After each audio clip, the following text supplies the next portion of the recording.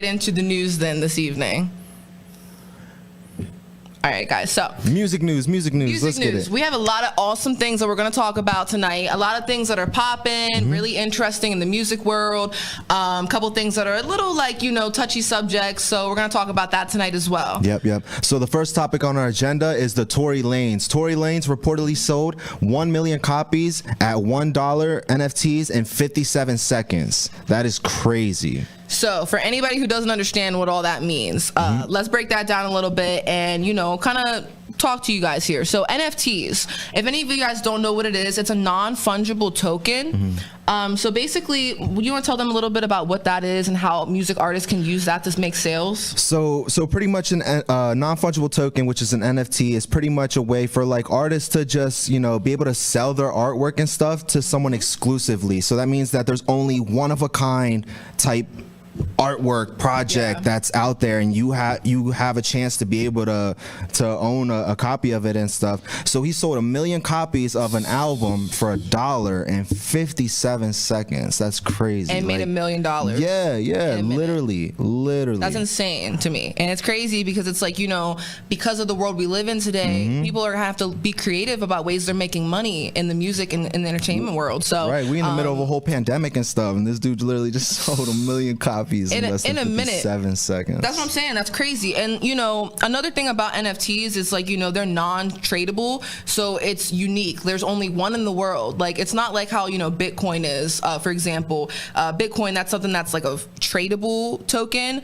But the interesting thing about NFTs is they actually run on the Ethereum network, which is really interesting. I didn't even know that. I don't know if anybody's into Coinbase, but yeah, it's really interesting to look into it. The way that people are making money, the way that digital currency is kind of taken over even in the music world. And Tory Lanez is a great example of that, because what he just did is like going to open the door for people to make money in so many other ways. Like people who are in small towns can make NFTs and do similar work and make money just like that. So shout out to him for being, a creative person and for being innovative in and just opening that door for artists as well to be like, hey, look, maybe I should do something as well. You know what I mean? I never would have thought to do something like that. So like that's completely unique. So shout out to you, Tory Lanez. Keep making that money and doing your thing. Yes. All right, awesome. So moving on, we are going to actually bring in somebody, and somebody special who needs no introduction, but we will give him one to kind of give you guys a little background. The one, the only. Go ahead. Sorry. Now, the one and only Robbie Soto.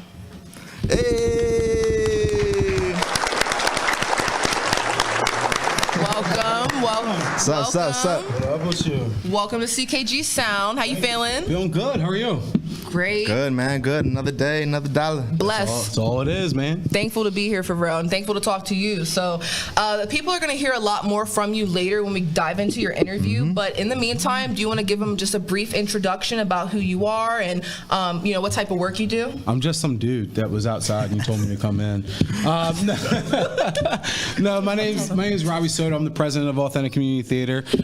Thank you for having me here. Yes, thanks for coming. A lot of stuff going on, so we'll get into all later. Let's have some fun though. Yeah. Yes. Sounds good. So we are gonna go ahead and hop right back into the news, and feel free to chime in on anything that you find interesting, or any thoughts. And we have people in the comments as well, commenting from home. So please feel free to interact. Shout out to Cindy, Alex. Yeah, we see y'all. Nick. What up, guys? Bella. Yeah, we see all y'all out there in the comments. Thank y'all for showing love, hitting that share button. Marcus, Jasmine, we see y'all.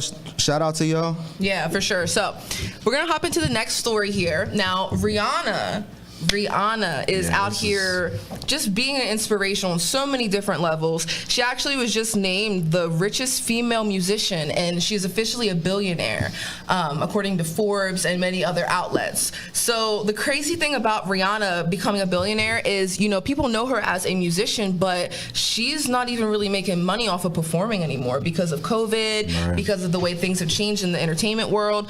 So she has, Fenty Beauty, which is a makeup line, and then she also has Fenty Savage, which is a collaboration for lingerie. Fenty Savage is actually $270 million worth. And that's insane to me because it's like this girl, she's known from, you know, her music, but because she was smart, because she took the route of being an entrepreneur, she was able to make investments where she can create music all day if she wants to. She doesn't have to, you know, work a job. She has this money going for her. Even her fans are like, hey, when are you going to drop something else? You know what I mean? Wondering, thinking that she's probably not working, but whole time she just made $207 million. Like, exactly. Had to find a way to do it through COVID. I mean, what else could you do? Everything was shut down. So shout out to her, find a way to make her money and keep making an impact on the world, whatever it is. So good on her. No, definitely. It's an inspiration. Like she's worth like $1.7 billion, and she's actually second to Oprah in the world right now. Yeah, that is crazy. That's insane because it's like that's Oprah, and it's like, you know, Rihanna wasn't around like in the 90s. She wasn't around like. She just came in the scene like in the 2000s. Crazy. Oprah owns everything too. She has her own TV state network. She's like that's nuts. Right. So here comes Rihanna with some lingerie, and there you go. Enjoy. That's sick. That's awesome though. That's wild to me because it's like, what else is she gonna do if she's already a billionaire and she only has these couple things going on? Imagine when she's like Oprah and has those networks and those stations. Like, it's insane. So you know, with that being said, anybody listening who's, you know, looking for ways to be creative, it's like, you know, there's multiple ways to make money. You can have multiple streams of income. Don't put yourself in a box. There's so much you can do, and Rihanna's really a good example of that. So shout out to you. Yeah, especially for the females, you know what I mean? Like she's a good role model for all that, for sure. Yeah, for sure. So shout out to Rihanna. Yes.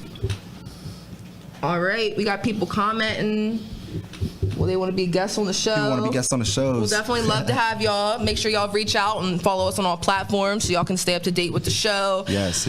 So, okay, let's go ahead and hop into our next story. Now, this story, you know, we definitely want to cover it and discuss it. And it's a hard one to discuss because of restrictions.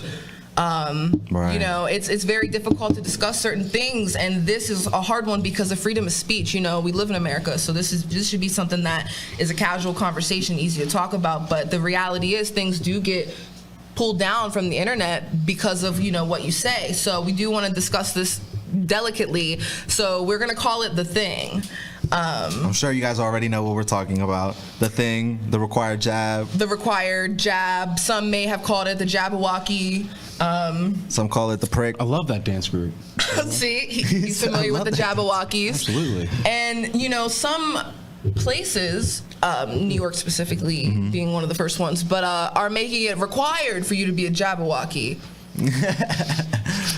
And, you know, I feel like we should have a choice whether or not we want to be Jabberwockies or not. All jokes aside. Nah, but we really should have a choice. Like, and, you know, it puts a lot of people in a lot of, like, tight spaces. And, like, you know, it does. At the end of the day, we can't deny that, you know, this is a real pandemic. There are people who are dying and people who are, you know, who did lose their jobs. There's a lot of things that are real about it. However, I feel the control side of it is a little scary. It's a little weird. And, you know, the entertainment world definitely has been hit by it.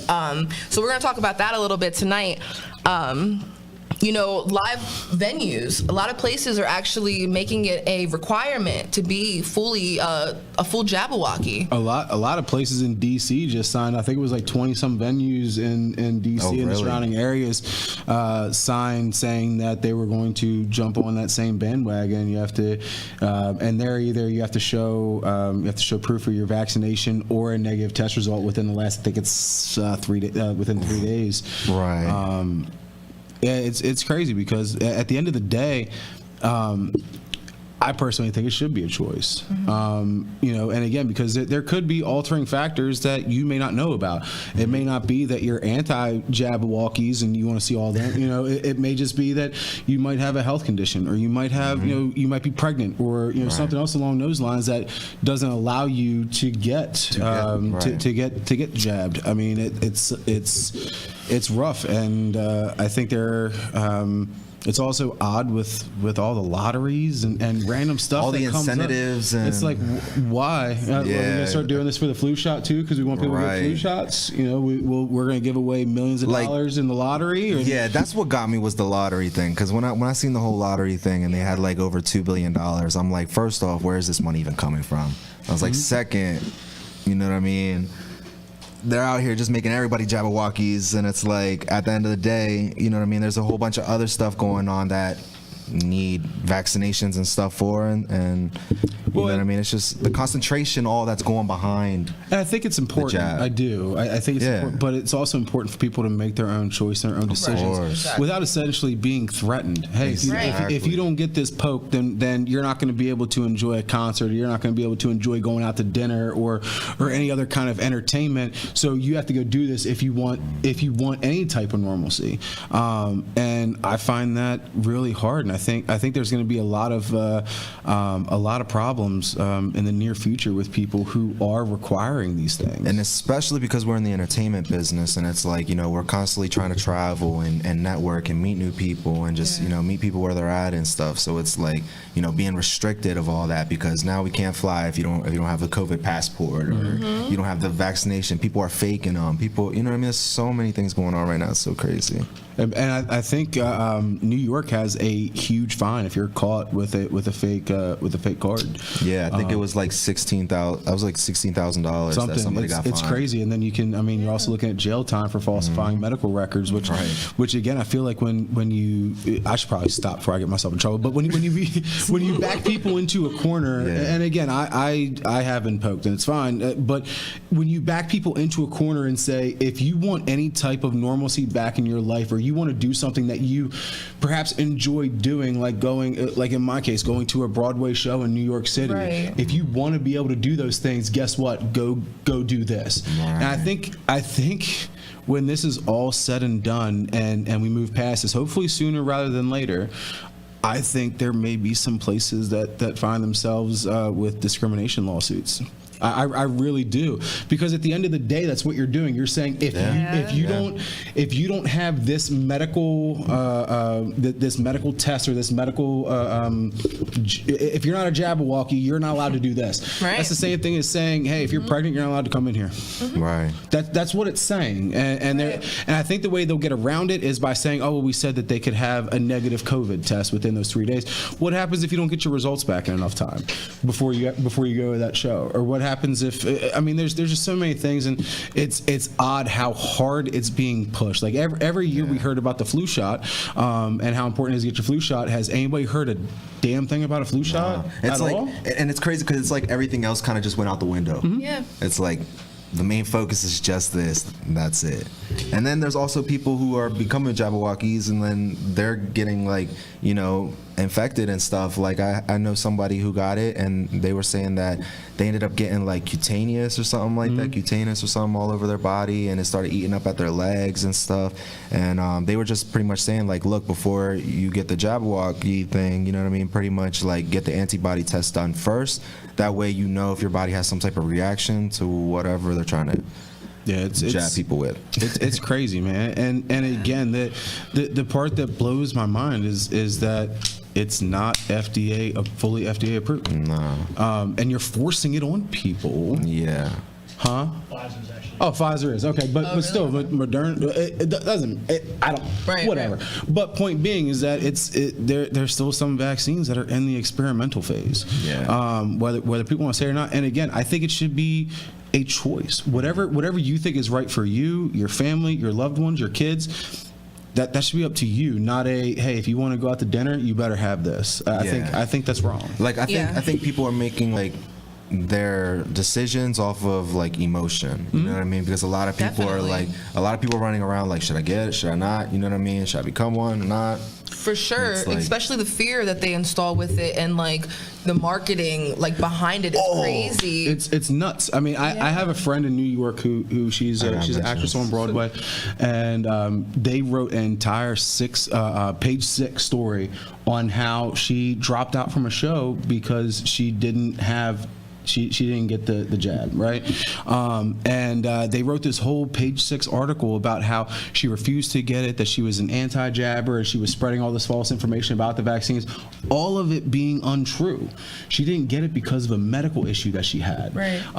And she was essentially forced because she was getting berated online and on social media and Instagram and Twitter, saying that she's a part of the problem, she's a super spreader, and the blood's on her hands, and all this other nonsense that she was getting. So she finally came out with through her PR people with a statement saying, no, I'm not against it. I just can't take it.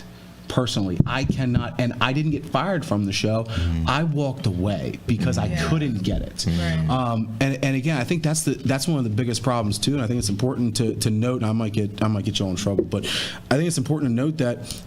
I think call it Jabberwocky though. Yeah, I'll call it Jabberwocky so we don't get cut off. But I think it's important to know that if you're going to if you're going to attack somebody on social media for a personal choice that you're making or that they're making, and you're trying to scare people and cancel people because of a decision that they've made that they feel is best for them and their family, I think you're the worst kind of person, truthfully. And I think that where there's always room for open discussion and civil discourse, I think the attacks and calling people anti this and anti that and super spreaders and all this other stuff takes it way too far, and puts people's lives in danger. Maybe not physically, possibly physically, but could put their career in jeopardy. It could cause a lot of issues, and I think people don't really take that into consideration when they start the bashing. Right.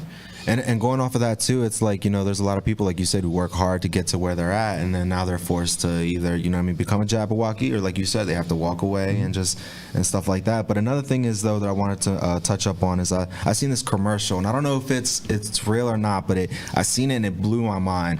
But it was pretty much a commercial about like hustlers and entrepreneurs, people in the streets. It was real. And it was pretty much like I'm a hustler, I'm somebody in the streets, I'm in contact with people daily, all day, every day, you know what I mean? Like blah blah blah. Like I'm becoming a Jabberwocky because you know what I mean, I'm constantly networking with people, and I was like, wait, what? Like it just blew my mind. So yeah, man, like at the end of the day, like you said, I think everybody should have their own opinion on it and just follow your instinct on what you feel is right or wrong, because we's living in crazy times right now. Respect is the biggest thing. I think disagreeing on something can be done respectfully. Yes. And if you truly feel it, and if you're watching this and you're one of these people that feels like they have to convince people to get the jab, then I think that make sure you're doing it in a civil, respectful manner, and have that conversation with somebody. But at the end of the day, if they're against it, or if they have their own reasons why they're not, or they're not open to the discussion, just let it go. You don't need to blast people on social media and share their stuff. And I mean, just let it go and walk away. You can actually say, we disagree. That's all right. Right. That's the main thing. Like what Robbie said is like, don't let it divide you. Don't let it put hate in you and like cause you to be angry. Right. Exactly. It's what people want. Like let's get real about it. When it comes to the politicians and the politics behind it, and again, if you look back a year ago when they first started this whole thing, how many people on a particular side were saying, there's no way I'm taking that vaccine. No way, because it's too fast, it's too this, it's too that. And then this thing happened in November, and some people got switched around into some positions, and then all of a sudden these people are saying, oh yeah, you need to take the vaccine. But there, less than a year ago, you were saying that you would never take it, and there's video proof of them saying, "I will never take this vaccine. I will never ever do it." But now they're calling people out who are saying, "Hey, listen, there's just not enough research out there yet. I'm not sure how I feel about it." But those were those same people 8 months ago saying, no way I'm ever going to take this. And I truthfully wonder, and I think it'd be a fun discussion at a later date, I truthfully wonder if those positions didn't change in November, what would those people be saying? Would they be saying go get the vaccine, or would they be saying, no, dude, I'm not getting the vaccine because this orange dude's in charge, so I'm not going to take, you know what I mean? So I think it's not being talked about enough, and it should be, because that might be why people are saying, oh, you know what, maybe not, because you were spending a whole lot of your time and a whole lot of your money saying there's no way I'm taking this thing, including the current president and vice president of the United States, and now they're struggling to get people vaccinated. And then you got the whole situation in Afghanistan going on. Yeah, I don't think we're gonna get too much into that on this show today. But no, all serious Let's get to the music. Yeah, and all serious though, there's a lot of stuff going on in the world. Yes. Don't let it like install hate and fear into your heart. You still live your life, still chase your dreams. Rihanna just became a billionaire. Tory Lanez just made $1 million off That's what I'm NFTs. saying. So like love anything's each other, possible. man. Love each other. Yes, and network and just make moves, because you know what I mean, time is short and we got to take every opportunity to the fullest. Yes. All right, awesome. That was a good one. All right, cool. So let's move on to the next one, and this is going to be our final news story for the evening. Kanye West is about to drop his 10th, what is it? His 10th studio his 10th album. studio album, Donda, which is named after his mom. Yes. So she actually had passed away, a few years ago, and he named the album after her. And there's a lot of controversy around this album, and we'll talk about why. He kept moving the date a lot of times, and a lot of people would get all hype about it. He would have like listening parties. He would literally like hype it up and then just not drop it. And it was kind of like people start thinking, oh, is this just a marketing tactic? Like, is he ever actually going to drop the music? So then we start looking more into the actual tape itself, and Donda, again, there was some controversy with her passing. Some things happened with her plastic surgeon, and, he got in some trouble. They were trying to get him in some trouble. And Kanye West actually tried to reach out to the surgeon and make the cover art for the whole album, the picture of the surgeon's face. That, supposedly was the reason his mom passed away. And, the surgeon reached out and was just like, oh, that's not really necessary. I don't really need to do that. Kanye tried to be like, oh, it's because I'm trying to forgive you type of thing, But then there's more controversy because, since this is coming back up, there's a lot of, weird conspiracies going around about her death and, the plastic surgeon and things like that. And didn't they just open up his mom's case again? Yeah, supposedly they reopened the case. And, part of me can't help but wonder if it's really just, a marketing scheme. You could pay anybody to make articles to be like, hey, this is happening now. But at the same time, when you look into the actual investigation and what happened, she actually didn't even die with the plastic surgeon. She died at her home. Yeah, it was after the fact. So it wasn't even the way that people kind of made it seem. So it does make you wonder industry things, And even if you listen to the call of the paramedics coming and stuff like that, the whole time paramedics is telling them you need to do this, this, this, and that, and they're just not listening or doing anything. And he's even yelling at him look, you're not doing anything. I'm telling you, you need to, you know what I mean? Kanye West is an odd dude, though. Yeah. He tried to run for president. He did. Like Arsenal said, Kanye lost his mind when he lost his mom, which is crazy. And I hear that. I lost my mother too, so I get it. But I wouldn't put it past him to do it for the marketing. Right. I don't know. I wouldn't, and I feel terrible saying that because it's a terrible circumstance. But at the end of the day, it's Kanye. He's very controversial, and he'll do anything. I mean, going up and grabbing an award from some girl that just won an award and saying she didn't deserve it, and this person should have. I mean, he's a controversial dude, and there's nothing wrong with that. People talk about him. We're doing it right now, right? So I mean, but. Could it all just be for the album? I think so. I think it could be. Right. I feel like it is because I mean they literally released the CPR tape right around the time the album is supposed to drop. How convenient. Yeah, that's a little much. So I definitely get you on that too, and a lot of artists like to take their pain and stuff and what they go through in life because a lot of people are gonna talk about it anyways, regardless. You know what I mean? So why not use it to your advantage and you know what I mean, and be able to just collect off of it as well. There are thousands of artists that use their pain as a muse, as some type of inspiration for them, whether it's painting, whether it's music, no matter what it is. I mean, you find that influence from somewhere, right? I mean, so maybe it is. I mean, I hope so. If it's him taking advantage of his mother who sadly passed away, what a jerk. I mean, that's, But even in today's industry, you got to think people are making bold moves to be seen. Yep. And the industry is in love with that. They're like, yo, if you're willing to do this, and that, and possibly get in trouble to get these type of views, then we're down for it. You know what I mean? So it's people are doing all kinds of crazy stuff. Even all the controversial stuff with Lil Nas X and stuff and all his videos and stuff. You know what I mean? People do it just for promotion and stuff. I'll say I didn't think that video was that bad for all that. Yeah, we talked about it on the show, actually. You know, some people had their opinions about it for sure. But I mean, you'll have to go back and watch that one. Yeah, and that goes back to the music industry as a whole. You know what I mean? Yeah. Like, there's roots of dark and light everywhere. You know what I mean? Yeah. So, but yeah, I totally get that.